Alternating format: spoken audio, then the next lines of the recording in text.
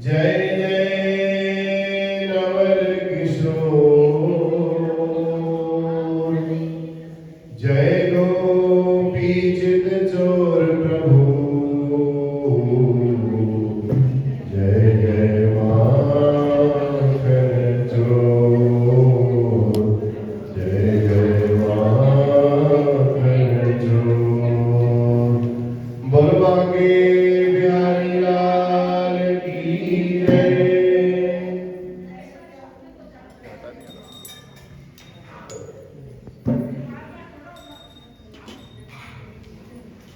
श्री राम जानकी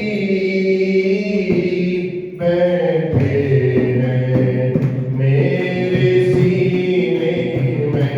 श्री राम जानकी बैठे हैं मेरे सीने में। देख लो मेरे दिल के नगीने में, देख लो मेरे दिल के नगीने में। श्री राम जानकी बैठे हैं मेरे सीने में। श्री राम, श्री राम, मुझको कीर्ति में वैभव नयस चाहिए, मुझको कीर्ति में वैभव नयस चाहिए। राम के नाम का मुझको रस चाहिए, राम के नाम का मुझको रस चाहिए।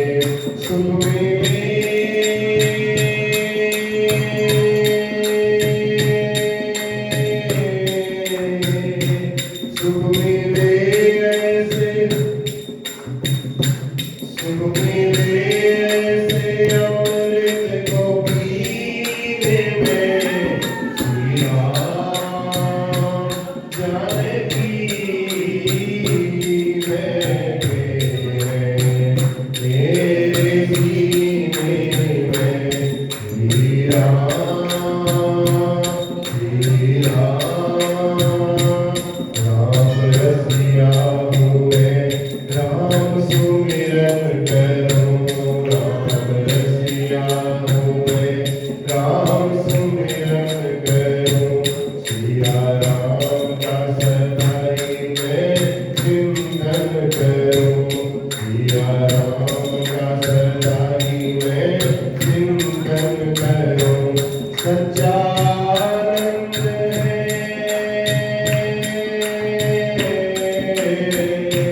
सच्चा आनंद है ऐसे जीने में। सच्चा आनंद है ऐसे जीने में। श्री राम जानकी बैठे हैं मेरे सीने में। श्री राम जानकी बैठे हैं मेरे सीने में। हार सीना है सबको ये दिखला दिया, हार सीना है सबको ये दिखला दिया। भक्ति में मस्ती है ये दिखला दिया, भक्ति में मस्ती है ये दिखला दिया। कोई मस्ती न सागर पीने में, कोई मस्ती न सागर पीने में। श्री राम जानकी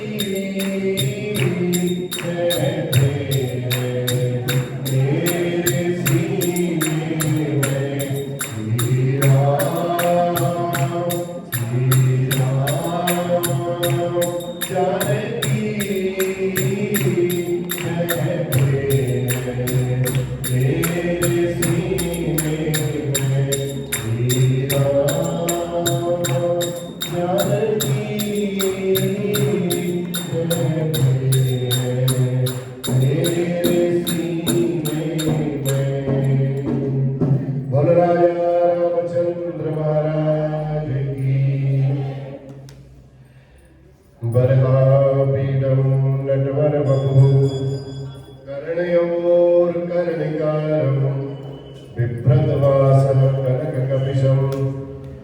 वैजयन्तीं च मालाम् रन्ध्रान् वेणोरधरसुधया पूरयन् गोपवृन्दैर्वृन्दारण्यं स्वपदरमणं प्राविशद गीतकीर्तिः।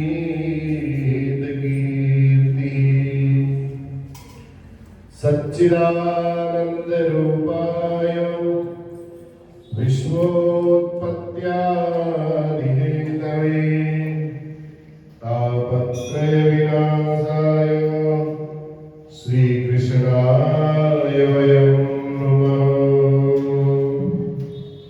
श्रीकृष्णाय वयं नमः। बोलो बांके बिहारी लाल की।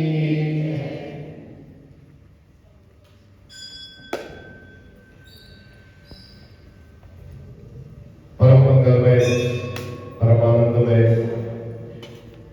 भगवान श्री हरि के इस कार्तिक महात्म्य के उपलक्ष्य पर बड़ी सुंदर सुंदर दिव्य दिव्य कथाएं आगे आगे आपको श्रवण करने के लिए प्राप्त होंगी। आप सभी लोग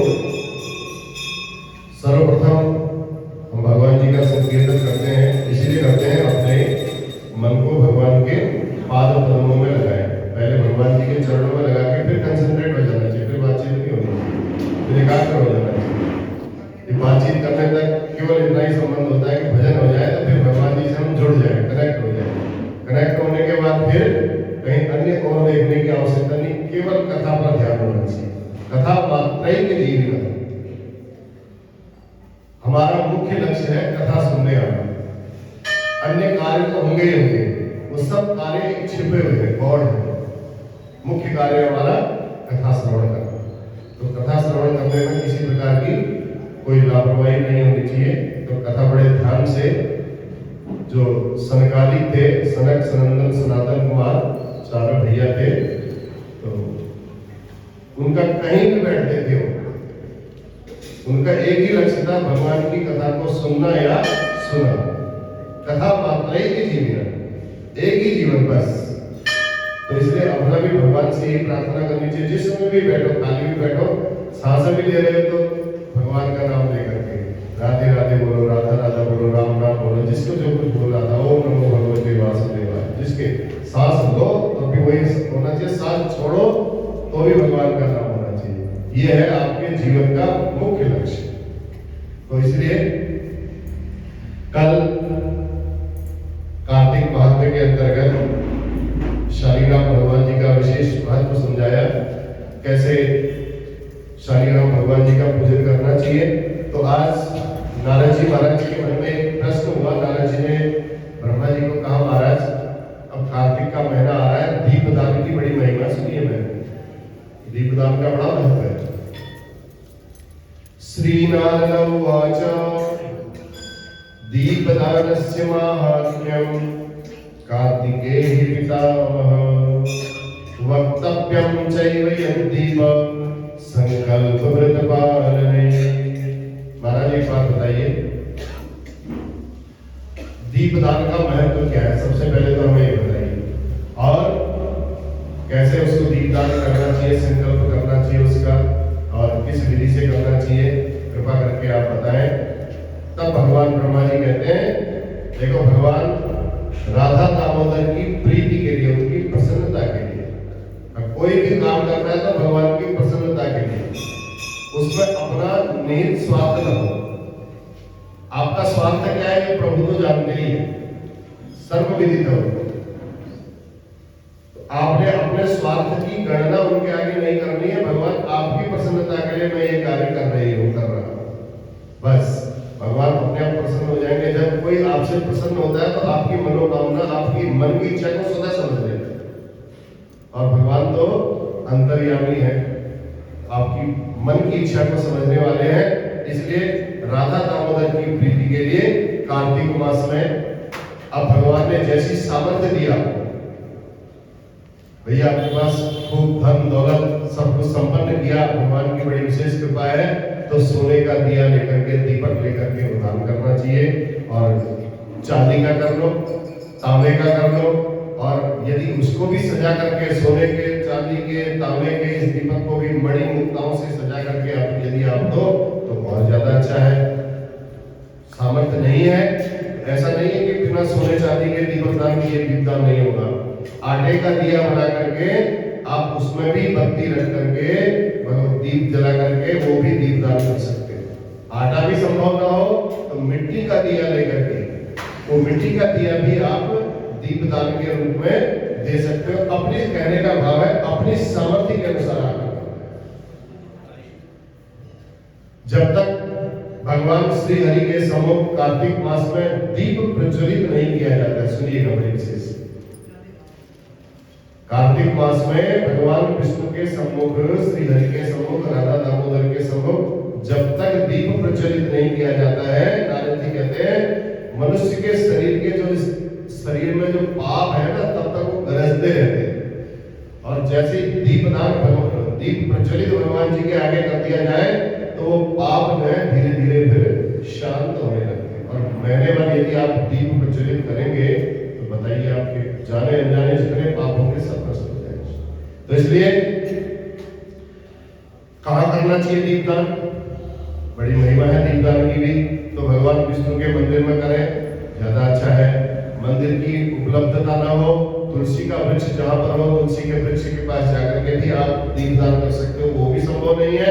आकाश के छाया तो सब जगह मिलती है तो आकाश के तले भी आप कर सकते हो, दीपदान कर सकते हो। नहीं तो चौराहे पर जाइए, वहां पर भी दीपदान किया जा सकता है, गली में भी किया जा सकता है, या कोई श्रेष्ठ ब्राह्मण के घर में जाकर के भी दीपदान किया जा सकता है। और वृक्षों की मूल पर, जड़ पर, और यहाँ इन सब स्थानों पर करना, गौशाला में चले जाइए, तालाब में चले जाइए, जहां आपको उपलब्ध हो वहां। और कैसा करना चाहिए दीपदान? घी और तिल के तेल से भरा हुआ होना चाहिए। ध्यान रखिएगा दीपदान कैसा होना चाहिए। अब ये वाला क्वेश्चन फिर दोबारा पूछने की आवश्यकता नहीं होनी चाहिए कौन सा उसमें सरसों का तेल डालेंगे कि डालेंगे। घी और तिल के तेल का स्पष्ट लिखा हुआ है। तो इसलिए घृत अथवा तिल के तेल से पूर्ण दीपदान करने से महाफल की प्राप्ति होती है। अब दीपदान देखो वो तो करोगे ही करोगे, जब पूर्णिमा से पहले चतुर्दशी को करोगे ही करोगे।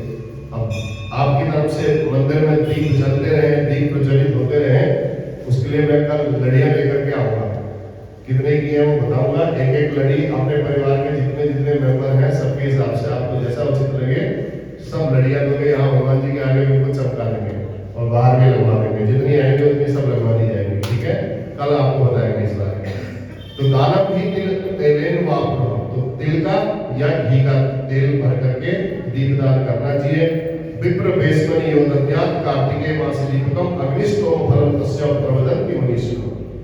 ब्राह्मण के घर में दिया गया दीपदान अग्निष्टोम फल का फल की प्राप्ति कराता है। बहुत बड़ा ये होता है अग्निष्टोम कि उस अग्निष्टोम यज्ञ की प्राप्ति होती है। तो इसलिए दीपदान करते समय भगवान से प्रार्थना करनी चाहिए, हे प्रभु। संक्रांति के टाइम में भी कर सकते हो, जरूरी नहीं कार्तिक में भी करो। कोई बैसाख की संक्रांति है, माघ की संक्रांति है, आप उसमें भी दीपदान कर सकते हैं। तो इसलिए भगवान को प्रणाम करना चाहिए, हे प्रभु हम आपकी प्रसन्नता के लिए ये दीपदान कर रहे हैं। जो बुद्धिमान व्यक्ति है वो कहते हैं कार्तिक मास में प्रातः काल मथुरा जी में स्नान करने का बड़ा महत्व है। कार्तिक के महीने में मथुरा में स्नान करना इतना महत्वपूर्ण है जैसा माघ मास में प्रयाग में स्नान करने का महत्व है। माघ में प्रयाग में करना चाहिए, त्रिवेणी में संगम में जाकर के स्नान करना चाहिए। और वैशाख में गंगा नदी में स्नान करना चाहिए। कोई संक्रांति आ जाए, तुला की हो, मकर की हो, मेष की संक्रांति हो, इनमें सब अपने बिल्कुल ब्रह्मचर्य का पालन करते हुए महापातकों को नष्ट करने वाले कई प्रकार के व्रत दीपदान के सहित किए जा सकते हैं। तो इसलिए कार्तिक मास में जो लोग भक्ति और मुक्ति चाहते हो, भगवान की प्रसन्नता चाहते हो, उन्हें अवश्य कार्तिक में स्नान भी करना चाहिए और कार्तिक में दान भी करना चाहिए। तो जिस प्रकार सूर्योदय के होते ही अंधकार एकदम भाग जाता है और कभी कभी आकाश से वज्र गिरता है, बड़े बड़े पहाड़ होते हैं उन पहाड़ों पर जब वज्र गिरता है तो पहाड़ एकदम चकनाचूर हो जाता है। ऐसे ही गरुड़ कहीं मिल गया तो सर्पों की खैर नहीं, सब सर्प गायब हो जाते हैं एकदम। और वायु जब चलती है, हवा जब बहुत तेज चलती है तो जितने बादल होते हैं सब बादल भाग जाते हैं। तो ऐसे ही जो तत्व ज्ञान है, जो ये भक्ति है, ये सब प्रकार के दुखों को दूर कर देती है। ऐसी है, इतनी शक्ति है इस भगवान की भक्ति। तो इसी प्रकार मथुरा के दर्शन करने मात्र से क्षण भर में पाप नष्ट हो जाते हैं। श्रद्धा और भक्ति पूर्वक मथुरा का दर्शन करिए। यदि ब्राह्मण का हत्यारा भी है तो भी वह शुद्ध हो जाता है।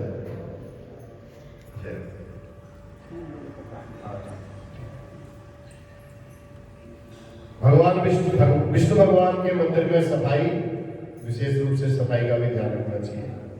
जैसा हम पहले से आपको बताते आए, सफाई, कथा, कीर्तन, ये सब कार्य कार्तिक मास में प्रतिदिन करने चाहिए। जो ऐसा करते हैं वे साक्षात भगवान विष्णु की ही मूर्ति के स्वरूप माने जाते हैं। कहने की आवश्यकता नहीं होनी चाहिए, अपने आप सफाई का लग जाओ जहाँ पर दिखता है। तो पूर्व जन्म तथा इस जन्म के पापों की निवृत्ति के लिए अपनी शक्ति के अनुसार भगवान विष्णु की संतुष्टि के लिए अब कुछ व्रत बताए हैं। हमसे कुछ गलतियां हो जाती हैं तो कृच्छादि व्रत होते हैं, चांद्रायण व्रत होते हैं। तो इन सब व्रतों को करना चाहिए। तो नारद जी कहते हैं, हे प्रभु, अपने मनुष्य अपने पूर्व जन्मों के पापों को किस प्रकार जान सकता है? आपने कई जगह और भी सुना होगा, गरुड़ पुराण इत्यादि का एक श्रवण किया हो तो इसमें वहां बड़ी विस्तार से इन बातों को बताया गया है। तो भाई हम बताते हैं, ब्रह्मा जी कहते हैं, सुनो, इस जन्म में जो लक्षण होते हैं आपके किए गए पूर्व जन्मों के कर्मों के अनुसार ही होते हैं। अब पाप कर्म किए हैं तो कैसे होंगे? तो ब्रह्मा जी कहते हैं, कर्मों के भोग से पूर्व जन्म का विचार किया जा सकता है। जैसे कोई क्षय रोगी हो तो इसका मतलब उसने कोई ब्रह्म हत्यारा हो रहा है, उसने कोई ब्राह्मण की हत्या की। कोई कुष्ठ रोगी हो, उसने गुरु पत्नी के साथ में विचार किया है। कोई सोना चुराने वाला होगा, उसके नख खराब होंगे। और कोई मद्यपान करने वाला होगा तो उसके दांत खराब होंगे। इस प्रकार पूर्व जन्म के किए हुए पाप रोग के रूप में दुख देते हैं।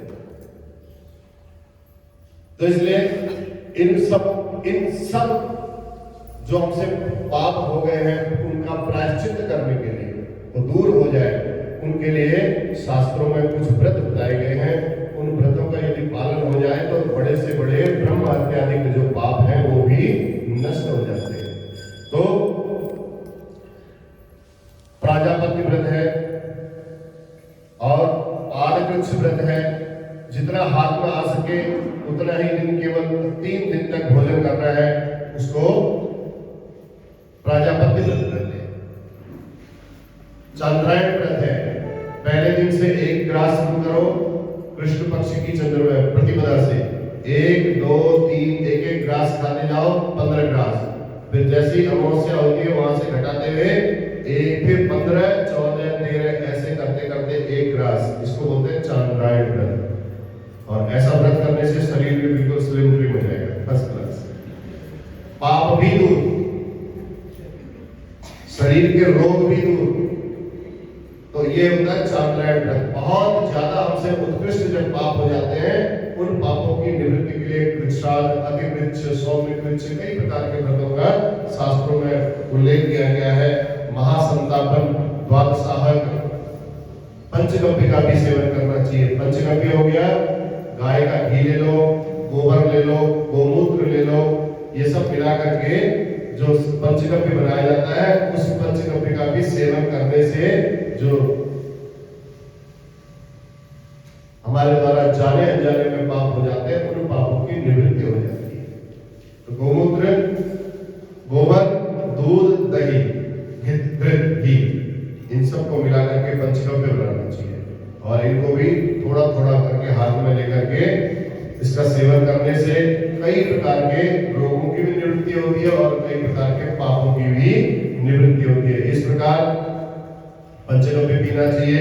ब्रह्मपुरुष की विधि बताई, कार्तिक मास के शुक्ल पक्ष में ब्रह्मपुरुष व्रत करके आंवला, पीपल, तुलसी, मालती, आंवला, पीपल, तुलसी, इन सब का भलीभांति पूजन करना चाहिए। और इन वृक्षों के पास जाकर के जो आपके पास हो दही चावल गन्ना ये सब वहां रखना चाहिए, चढ़ाना चाहिए। आंवला आदि सबके पूजन में व्रत अंगों से ही वर्णन किया गया है। आंवले का पूजन भी करना कार्तिक में बड़ा श्रेष्ठ बताया गया। आंवले की माला को धारण किया जाता है, आंवले के नीचे श्राद्ध किया जाता है। तो इस प्रकार जिस प्रकार सभी नदियां समुद्र में समा जाती हैं, उसी प्रकार कार्तिक मास में जितने सारे व्रत हैं वे सब समाहित रहते हैं। और जिस प्रकार माता को प्राप्त करके जीव माता के आश्रित रहते हैं, अपने माँ को प्राप्त कर लेते हैं तो बच्चे बड़े प्रसन्न हो जाते हैं। तो उसी प्रकार सारे व्रत और व्रती कार्तिक मास में भगवान का व्रत करते हैं। तो भगवान भी अपने माँ की तरह ही, माँ जैसे बच्चों को प्यार करती है ऐसे उन बच्चों को प्यार करते हैं। और वो जितने भी व्रती है वो भगवान के आश्रित हो जाते हैं, फिर सारी देखरेख भगवान उनकी करते हैं। इसलिए सभी स्त्री पुरुषों को कार्तिक मास का व्रत अवश्य करना चाहिए। तथा कार्तिक मासाद्य सर्वे जीवन्ति सुव्रता अतो अवश्यम नरो नारी कार्तिके व्रत धारक। नर हो चाहे नारी हो, सबको कार्तिक के व्रत को धारण करना चाहिए। इति पद्म पुराणे कार्तिक महात्म्ये दीपमाला वृक्षादि व्रत निरूपण नाम चतुर्थ। बोल कार्तिक महात्म्य की। चलिए कल करवा चौथ का व्रत भी होगा और शाम को 4:30 बजे से मंदिर खुल जाएगा। आप अपने हिसाब से आते रहिएगा और 7:30 बजे लास्ट, उसके बाद फिर नहीं आएगा। चलिए श्री भागवत भगवान की है आरती, पापियों को पाप से है तारती। श्री भागवत भगवान की है आरती, पापियों को पाप से है तारती। ये अमर ग्रंथ ये मुक्ति पंथ ये पंचम वेद निराला, नव ज्योति जगाने वाला। ये अमर ग्रंथ ये मुक्ति पंथ ये पंचम वेद निराला, नव ज्योति जगाने वाला।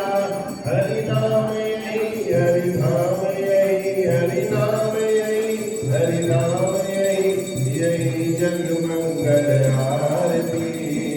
पापियों को श्री भागवत भगवान की है आरती, पापियों को आरती। ये शांति गीत पावन पुनीत पापों को मिटाने वाला, हरि दर्शन दिखाने वाला। ये शांति गीत पावन पुनीत पापों को मिटाने वाला, हरि दर्शन दिखाने वाला। ये सुख करनी ये दुख हरनी, ये सुख करनी ये दुख हरनी, श्री मधुसूदन की आरती। पापियों को पाप से है तारती, श्री भागवत भगवान की है आरती। पापियों को पाप से है तारती। ये मधुर बोल जग भक्त को सद्मार्ग दिखाने वाला, बिगड़ी को बनाने वाला। ये मधुर बोल जग भक्त को सद्मार्ग दिखाने वाला, बिगड़ी को बनाने वाला। श्री राम यही घनश्याम यही, श्री राम यही घनश्याम यही, प्रभु की महिमा की आरती। पाप से है तारती, श्री भागवत भगवान की है आरती। पापियों को पाप से है तारती, श्री भागवत भगवान की है आरती।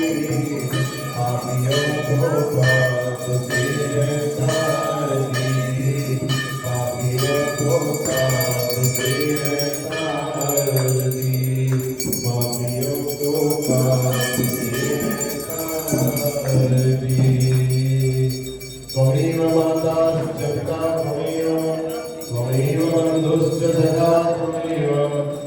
त्वमेव विद्या द्रविणं त्वमेव सर्वं मम देवदेव कर्पूरगौरं करुणावतारं संसारसारं मुनीन्द्रहारं सदा वसन्तं हृदयारविन्दे भवं भवानी सहितं नमामि। बोलो गणपति भगवान की, उमामहेश्वर भगवान की, अर्धनारीश्वर भगवान की, जगज्जननी जगदम्बे माता की, लक्ष्मी नारायण भगवान की, राजा रामचंद्र महाराज की, बांके बिहारी लाल की, पवन सुत हनुमान की, सत्य सनातन धर्म की, अधर्म का, प्राणियों में विश्व का, गौ माता की, गंगा मैया की जय हो, भारत माता की जय हो। नमः पार्वती तनय हर हर हर महादेव। जय जय श्री राधे।